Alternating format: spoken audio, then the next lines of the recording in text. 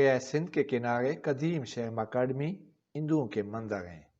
ان پر تحریریں درج ہیں لیکن ان کو مقامی لوگ پڑھ نہیں سکتے ہیں۔ یہ مندر اندازاً 2 صدی پرانے معلوم ہوتے ہیں۔ یہ مندر اب بھی تقریباً اصلی حالت میں موجود ہیں۔ حکومت پاکستان کو ان مندروں کی طرف توجہ دینی چاہیے تاکہ سیاح ان کو دیکھنے آیا کریں۔ پاکستان میں مندروں جبکہ بھارت میں گائے بگائے مساجد کو نقصان پہنچایا جاتا ہے، جو کہ افسوس ناک بات ہے۔ کالا باغ میں پیر چوٹے کے نزدیک ایک مندر تھا۔ میں نے ایک شام اس مندر کو دیکھا لیکن صبح وہ مندر غائب تھا۔ میں مسلمان ہوں لیکن مجھے ذاتی طور پر اس فعل پر افسوس ہوا۔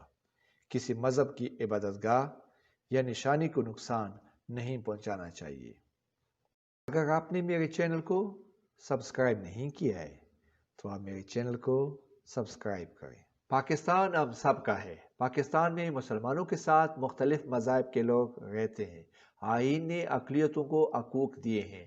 اسلامی معاشرے میں مسلمانوں پر یہ ذمہ داری عائد ہوتی ہے کہ وہ اقلیتوں سے نیکی، انصاف اور حسن سلوک پر مبنی رویہ اختیار کریں۔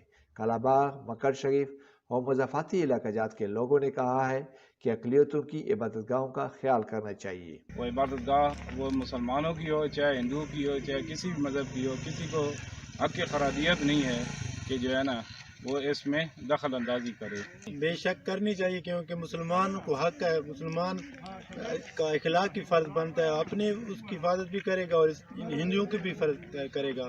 آئین کے مطابق ہر فرد کو اپنے مذہب کے مطابق زندگی گزارنے کا مکمل حق حاصل ہے، لہٰذا اقلیتوں کی عبادت گاہوں کو نقصان نہیں پہنچانا چاہیے۔